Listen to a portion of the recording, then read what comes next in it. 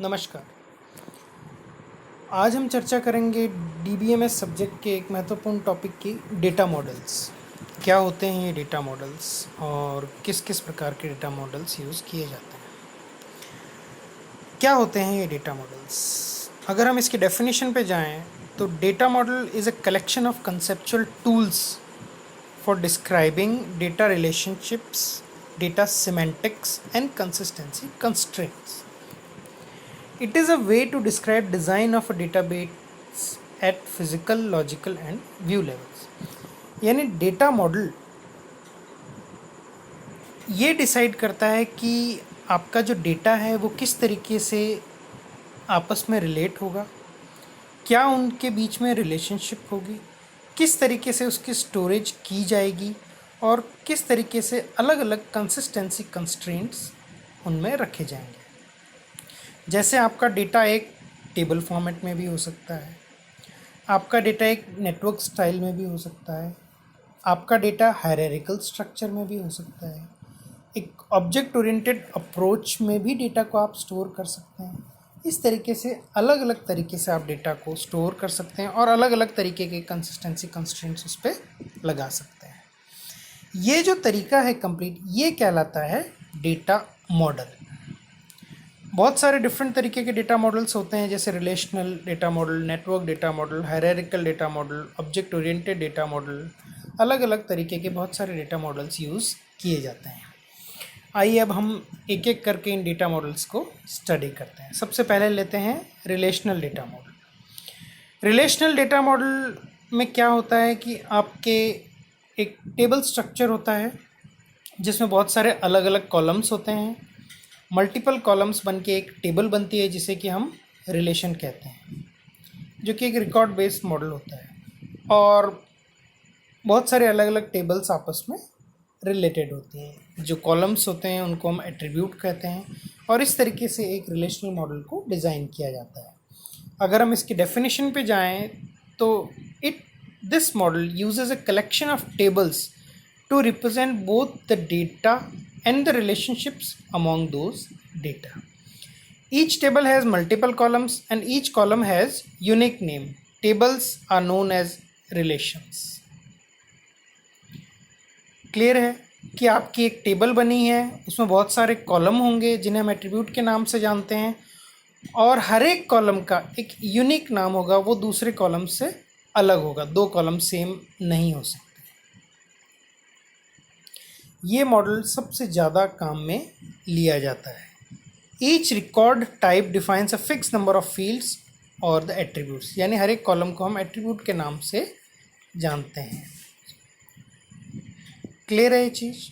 ये तो हुआ हमारा सबसे पहला मॉडल, जो कि बहुत कॉमन मॉडल है और आप लोगों ने भी बहुत बार इसके बारे में सुना होगा। बहुत कॉमनली इसको यूज़ किया जाता है। जितने भी डेटा मॉडल्स हैं उनमें से रिलेशनल डेटा मॉडल बहुत कॉमनली यूज़ होता है।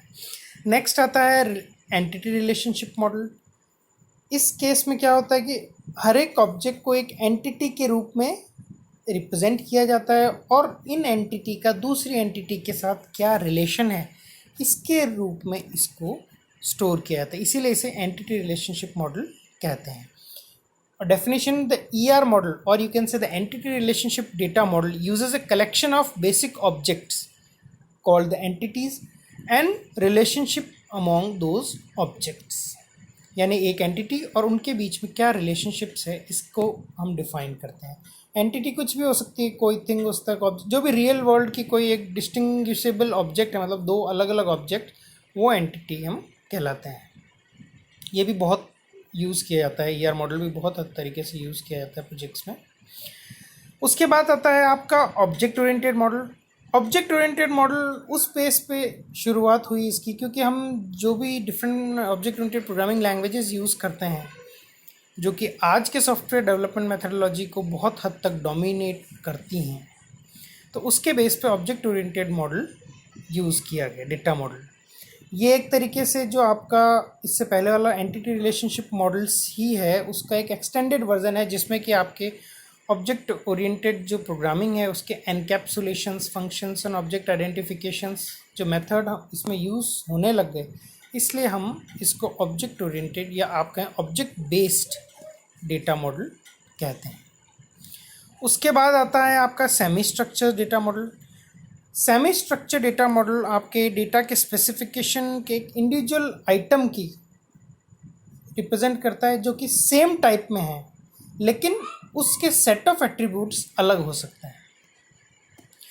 हम जब रिलेशनल मॉडल की बात कर रहे थे, कोई एंटिटी या रिलेशनशिप की बात करते थे, एक एंटिटी अगर कोई एक ऑब्जेक्ट है तो उसके सेट ऑफ एट्रीब्यूट सेम रहेंगे, लेकिन सेमी स्ट्रक्चर डेटा मॉडल में हर एक ऑब्जेक्ट अगर सेम टाइप के हैं तो भी उनके सेट ऑफ एट्रीब्यूट्स अलग हो सकते हैं। जैसे कि द एक्सटेंसिबल मार्कअप लैंग्वेज जो कि XML है, ये आपके सेमी स्ट्रक्चर डेटा मॉडल को रिप्रेजेंट करती है। और you can define it that the semi structure data model permits the specification of data where individual data items of the same type may have different set of attributes. Clear है? ये आपके semi structure. इसी तरीके से network data model और hierarchical data model भी होते हैं जो कि रिलेशनल डेटा मॉडल की तरह ही होते हैं, और ये इतने ज़्यादा यूज़ नहीं होते, ये पहले यूज़ होते थे। इनमें भी जो आपका ऑब्जेक्ट है उसको हायरार्किकल स्ट्रक्चर्स में स्टोर किया जाता है और नेटवर्क बेस्ड में उनको कनेक्टिविटी जाती है नेटवर्क डेटा मॉडल के केस में। आपके जो हम जो बेसिकली पढ़ेंगे जो इन दिनों में एक्सटेंसिवली यूज़ किया जाता है वो आपके रिलेशनल डेटा मॉडल आता है और ER डेटा मॉडल जो कि बहुत यूज़ किया जाता है, बहुत हद तक यूज़ किया जाता है, एंटी रिलेशनशिप मॉडल्स। तो ये हुई डेटा मॉडल की बात। यानी अगर हम ब्रीफ में इसको देखें तो डेटा मॉडल क्या होता है? डेटा मॉडल एक तरीका है जिससे कि आपने जो भी डेटा यूज़ करना है उस डेटा को आप किस तरीके से स्टोर करते हैं, किस तरीके से उस डेटा की पहचान करते हैं, किस तरीके से जो अलग अलग तरीके का डेटा है उनके बीच में आप रिलेशनशिप आइडेंटिफाई करते हैं ताकि इजीली हम उनको स्टोर कर सकें। फिज़िकल लेवल पे, लॉजिकल लेवल पे हम उनके बीच में रिलेशनशिप फाइंड आउट कर सकें कि कैसे एक डेटा दूसरे डेटा से रिलेटेड है। जैसे ही वो रिलेशन पता चलेगा उसके बाद जब आप एंड यूज़र को व्यू करना होगा तो किस तरीके से रिलेशनशिप फाइंड आउट करके एंड यूज़र उस डेटा को यूज़ करें। इसमें आपकी डेटा की रिलेशनशिप, डेटा की सिमेंटिक्स किस तरीके से स्टोर रहता है और जितने भी कंसिस्टेंसी कंस्ट्रेंट्स हम उन पर अप्लाई करते हैं वो सब चीज़ें एक डेटा मॉडल आपको डिफाइन करके देता है। एक तरीके का डेटा हो सकता है और उसका रिप्रेजेंटेशन अगर डिफरेंट डेटा मॉडल यूज़ करते हैं तो उसका रिप्रेजेंटेशन डेटा मॉडल्स के अकॉर्डिंग उसकी स्टोरेज होती है। कंसिस्टेंसी कंस्ट्रेंट भी एक महत्वपूर्ण पार्ट अदा करता है क्योंकि आप जब डेटा को स्टोर करते हैं तो कौन सा डेटा किस तरीके से मॉडल में स्टोर किया जाएगा, उसके जितने भी कंस्ट्रेंट्स अप्लाई किए जाएंगे, मतलब जो उस पर बंदिशें लगाई जाएंगी, उस तरीके से उस डेटा को स्टोर किया जाता है।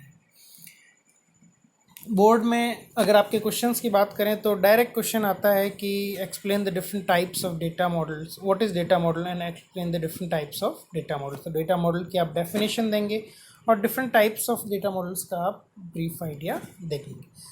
आगे आने वाले लेक्चर्स में हम रिलेशनल मॉडल और जो आपका एंटिटी रिलेशनशिप मॉडल है उसके बारे में विस्तार से चर्चा करेंगे ताकि वो रिलेशनल मॉडल और एंटिटी रिलेशनशिप मॉडल और ब्रीफ में हम पढ़ा जाए। रिलेशनल मॉडल तो आप इस तरीके से जब एक्सेल शीट यूज़ करते हैं तो आपने वो शीट्स देखी हैं कि आपकी डिफरेंट टेबुलर स्ट्रक्चर एक टेबल के रूप में बनता है जिसमें कि डिफरेंट रोज़ होती हैं जिसे हम रिकॉर्ड कहते हैं एक, और जितने भी आपके कॉलम होते हैं उनको हम एट्रीब्यूट के नाम से जानते हैं और हर एक एट्रीब्यूट का एक डोमेन होता है। डोमेन का मतलब उसकी एक रेंज होती है और उसी रेंज के केस में उसी रेंज से रिलेटेड हम डेटा उसमें स्टोर कर सकते हैं। ये एक एट्रीब्यूट की प्रॉपर्टी होती है आपके रिलेशनल मॉडल में। इसी तरीके से एंटिटी रिलेशनशिप मॉडल भी एक विस्तार से पढ़ा जाएगा। आगे आने वाले चैप्टर्स में हम इनको पढ़ेंगे क्या होता है। तो ओवरऑल समराइज़ करने के लिए हमें इस लेक्चर में ये पता चला कि डेटा मॉडल क्या होते हैं, किस किस तरीके के डेटा मॉडल्स होते हैं, और आने वाले लेक्चर्स में हम किस तरीके के डेटा मॉडल्स को और डिटेल्स में हम पढ़ेंगे। क्लियर है ये चीज़? ऑब्जेक्ट बेस्ड डेटा मॉडल हम इसलिए यूज़ करते हैं क्योंकि ऑब्जेक्ट बेस जो प्रोग्रामिंग, ये पहले इतना पॉपुलर नहीं था, बट जब object oriented programming languages use की जाने लगी तब इसका यूज़ ज़्यादा बढ़ गया, क्योंकि जो उनकी प्रॉपर्टीज़ होती हैं ऑब्जेक्ट ओरिएंटेड की, वो सब प्रॉपर्टीज़ आपके मॉडल्स में यूज़ की जाने लगी। तब इसका ऑब्जेक्ट बेस्ड डेटा मॉडल्स भी अब बहुत ज़्यादा कॉमनली यूज़ होने लगा। सेमी स्ट्रक्चर्स तो कुछ पर्टिकुलर लैंग्वेजेस के लिए ही यूज़ किया जाता है। धन्यवाद।